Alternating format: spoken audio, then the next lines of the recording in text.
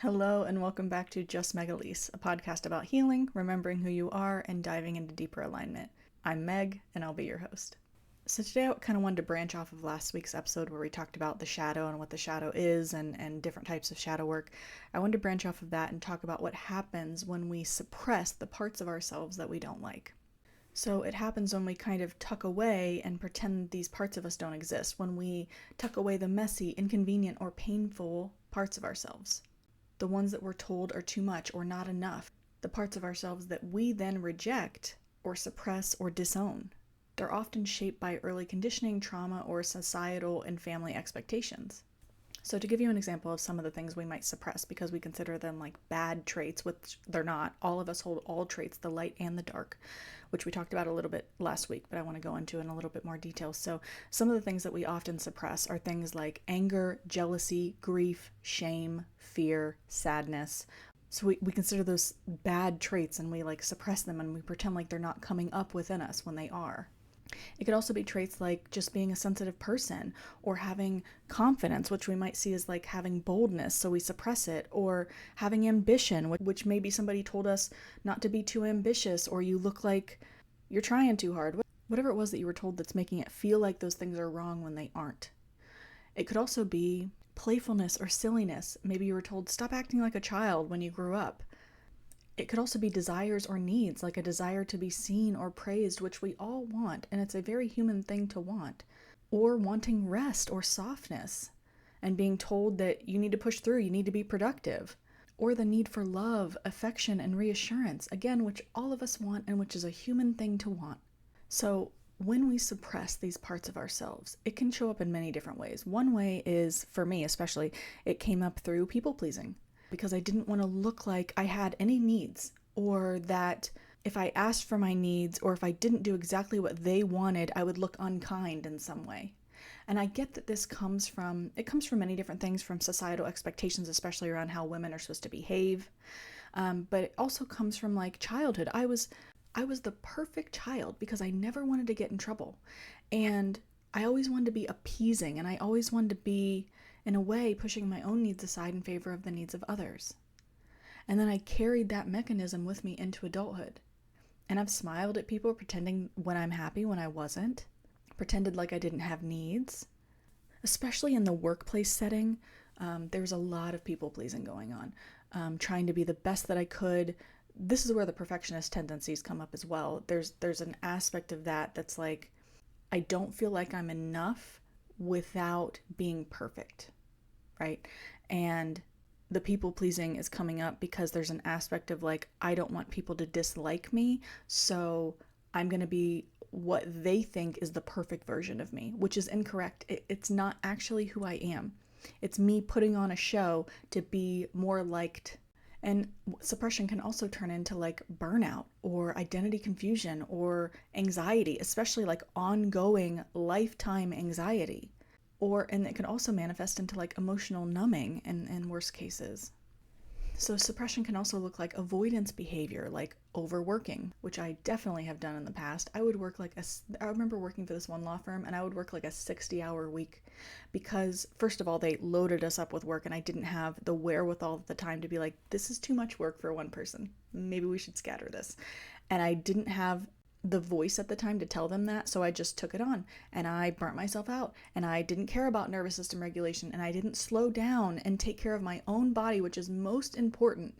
And I focused on getting the job done and looking helpful and being helpful and doing my job with precision, and it's like it's all a show. If I was to slow down and actually allow myself to be the human being that I am, I'm not perfect, and that's okay. Neither are they. But it felt like if I wasn't perfect, I wasn't valuable.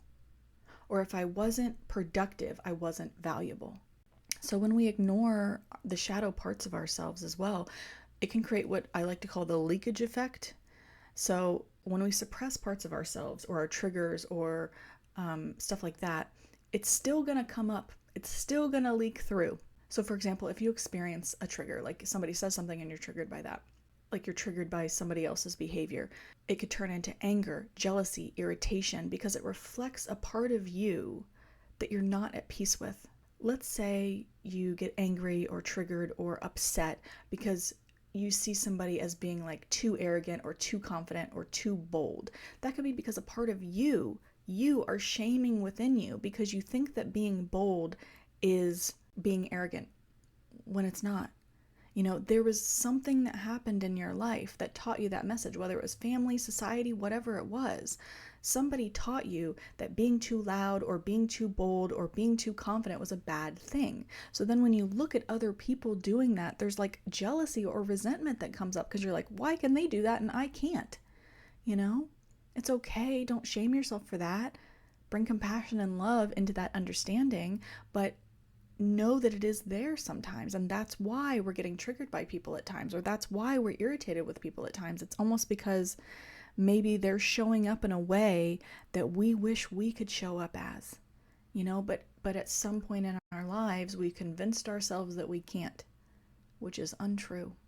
It could also show up in like relationship dynamics. It could surface as clinginess or avoidance or control or emotional shutdown. And these patterns aren't always conscious. They're expressions of unacknowledged pain or needs within us that we're not expressing. Let me use avoidance as an example. So I have a disorganized attachment style. That's what they call it. I have anxious attachment and I also have avoidant attachment. So I have both. It depends on the situation. And so they call it disorganized. And my avoidance shows up sometimes when, if people come on too strong, it makes me pull away. I'm like, you're coming on too strong. And the avoidance is showing up, right? But also if people start to pull away and they're not speaking to me enough, they're not texting me, they're not checking in with me, then I start to get the anxious. I'm like, what's happening?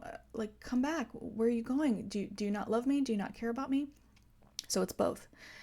And the thing is, my avoidance, and this might be the case for you as well, my avoidance I feel like sometimes shows up when I'm not getting the amount of alone time that I need. I do like my alone time, and it's okay to have certain needs. It's okay for those needs to be different than somebody else. Somebody else might not need the same amount of alone time. That's okay. But it's understanding what our friends, family, partners, etc., what their needs are. And also important in that conversation, we have to express our needs to others because people aren't mind readers. They're not going to know. So I have to now express that I do need alone time in relationships. I do need like time away from you to go do a hobby on my own or watch a movie by myself or whatever it is. I need that time alone. And so sometimes I feel like when people are coming on too strong or they're not giving me that time, that's when I start to become avoidant. But it is like a piece of that is on me because I haven't perhaps expressed what I'm needing, and I'm expecting them to just know what I'm needing, and then I'm becoming resentful or avoidant when they're not giving me what I need when I've never expressed what I needed, And it can also show up as like emotional shutdown because we haven't told people what we need. We are therefore not getting our needs met. And then we're getting upset that our needs aren't met and we emotionally shut down. So like, this is hard to say, but that's not on them. It's on us.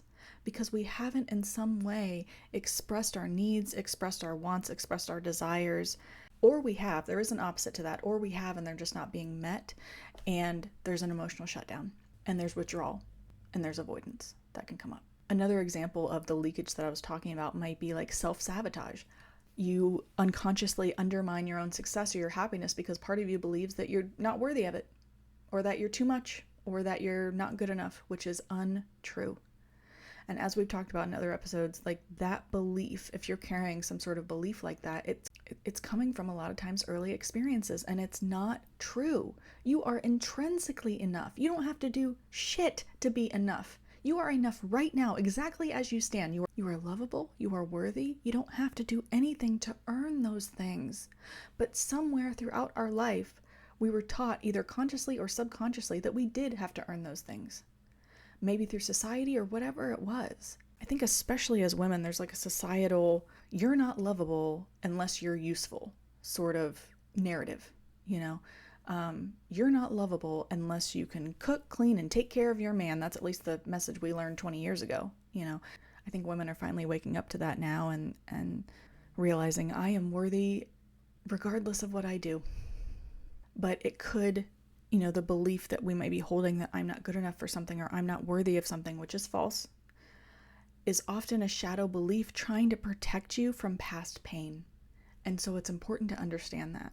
Like, at some point, that belief was helping you. At some point, it did help you through something in your life. And so you've carried that mechanism forward with you. And it's no longer serving you because it's no longer true. It never was true. But there was a point in your life when you believing that kept you safe. Or it was the illusion of keeping you safe. I feel like I'm not explaining that well enough, so I'm going to try again. Sometimes the belief that we're not enough, it's not just like self-loathing. It's a form of self-protection. Because at some point, that belief made you feel safe or created the illusion that you were safer. Maybe if you believed that you were too much, you learned to shrink. Or like, let's say you were told by somebody, you're being too much, you're being too loud, you're whatever. You learn to shrink yourself, because shrinking yourself and quieting yourself and not sharing as much of yourself, it kept you from being criticized, abandoned, or rejected. So then you start to believe that you're not good enough. You stop trying. And also the stopping of trying is protecting you from failure or disappointment or being criticized. It's hard to put yourself out there. It is. This is hard. Doing this podcast, doing social media, it can be hard at times because people are perceiving you and they're casting judgments on me about what's the type of person that they think that I am, which is very oftentimes incorrect. And I just have to sit there like, well, that's what they believe. That's not who I am. And there's feelings of failure that come up sometimes, like when I wrote my first book, is it going to sell enough copies? Am I going to feel successful enough? Which is all ego coming in, by the way. But previously, when I hadn't yet published my book, because I sat on the book for years, it was a fear of failure. It was a fear of putting myself out there and being rejected. It was a fear of putting something like that out into the world and being disappointed. So I was like stopping myself. The mountain is me. Right there. The mountain is you. Often. Like, we're stopping ourselves because we believe that we're not good enough to obtain something, which is incorrect. But on some level, your shadow thought it was keeping you safe. But here's the thing, you don't have to abandon yourself anymore to be loved. That belief, maybe it helped you survive at one point, but it is not helping you thrive. You are already worthy. You always were. You were just at one point taught to forget that. So healing starts with witnessing. It starts with witnessing the parts of ourselves that we're suppressing and witnessing that with compassion. Compassion is so important when we're witnessing these things. Curiosity and self-love, because these things are going to come up. And then also what might flow up with that is like feelings of shame or feelings of being disappointed in ourselves for holding on to that for so long, because I definitely felt that. But in those moments, you have to tell yourself, I love you. I'm a human being. I'm a flawed human being. All of us are. And like, I can work through this. I love you. We can work through this. So the goal isn't to fix your shadow. It's to welcome it with open arms and compassion and with gentleness. So I wanted to share just a quick story of like when I suppressed parts of myself. So growing up, I think a lot of us were taught that like anger was a bad thing, that you were being dramatic or whatever, being too sensitive. So we then became, especially as women, overly accommodating, the peacemaker, or even silent in some cases. We held back our voice, even when something was deeply bothering us. But the thing is, anger is rarely actually anger. Like 90% of the time, anger is going to boil down to some other secondary emotion that we're not aware of. That's where the feelings and emotions wheel comes into play. Like that feelings and emotions wheel, look it up on Google. It is so helpful.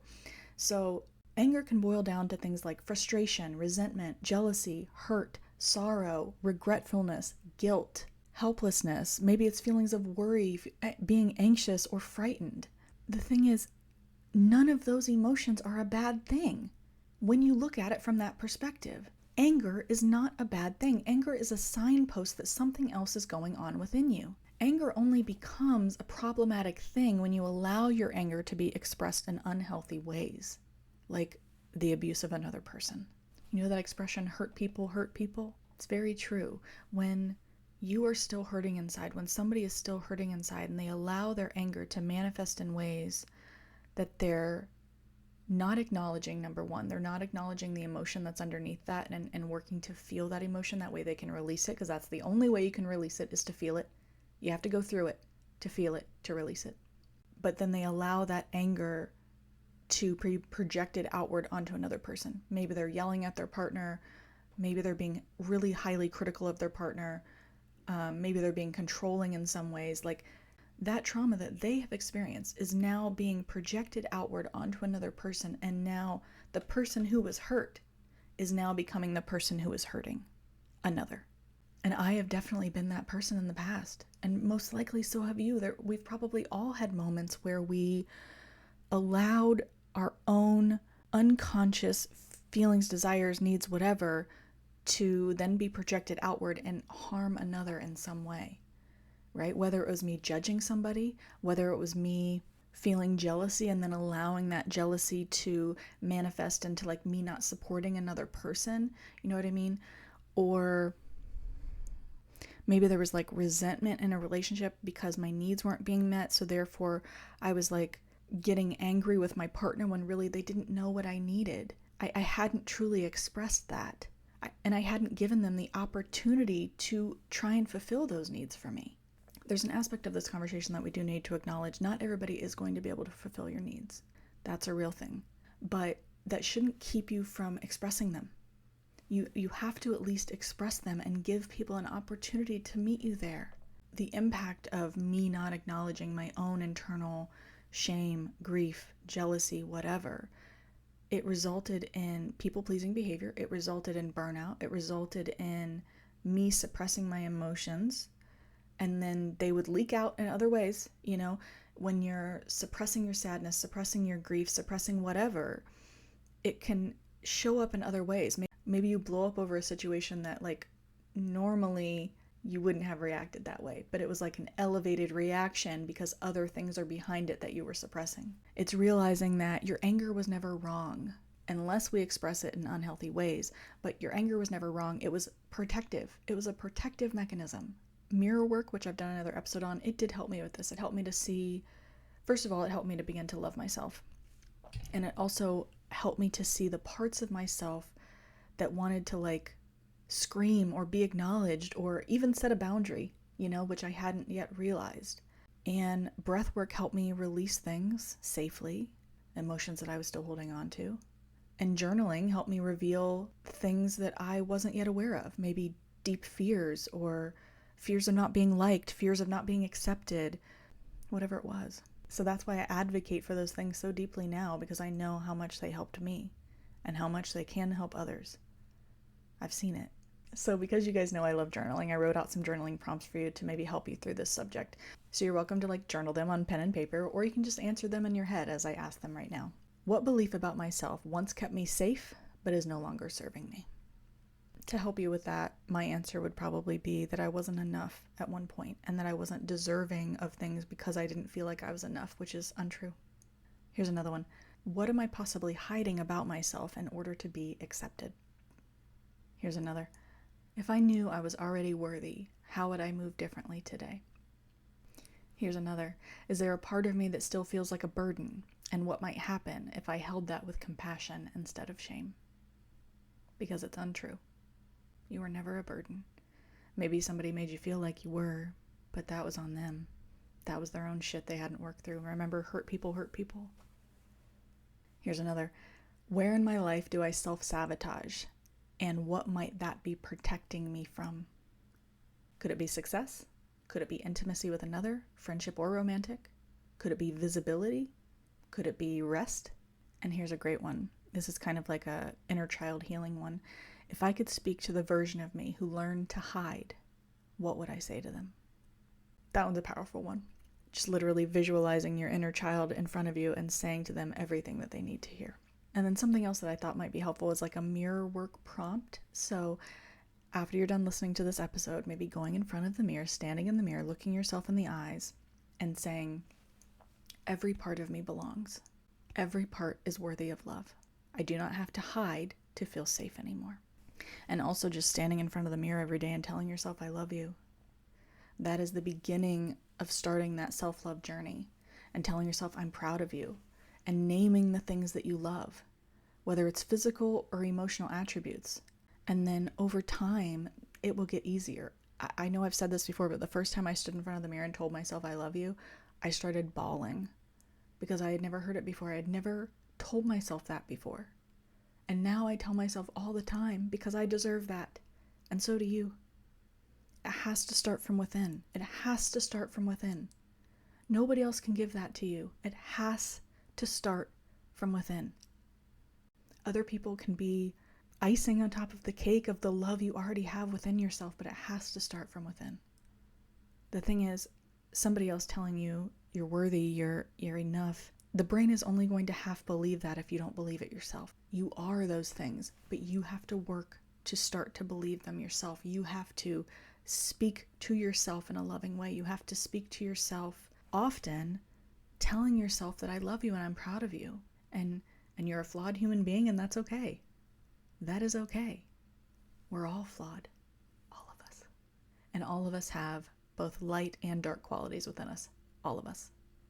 Some of them are better at suppressing them, but all of us have them. We're human. We're human. Hopefully you enjoyed today's episode, and thank you so much for joining me. If you want to go a little bit deeper on your healing journey, there are many different ways to connect. You can purchase my book, Don't You Dare. It's available on Amazon. If you want to dive into the ego voice or shadow work, it's a perfect tool for that. I also have my Most Loved meditation bundle available for purchase, and everything that I'm talking about is going to be linked below in the show description notes. I'm just putting one link, and if you click on that, it's going to show you all of these different things. I also offer one-on-one coaching and hypnotherapy services. If you're interested in a session with me, please visit my website, meganshirey.com, MAGANSHIREY.com. I also teach a free live guided meditation on Sunday morning at 10 a.m. Eastern, 9 Central, 8 Mountain, 7 Pacific. And please also join us on Patreon for exclusive meditations, behind-the-scenes reflections, and a soft healing community space. If you enjoy these episodes, please like, share, comment, and subscribe, and please leave us a review. It helps us to reach more listeners.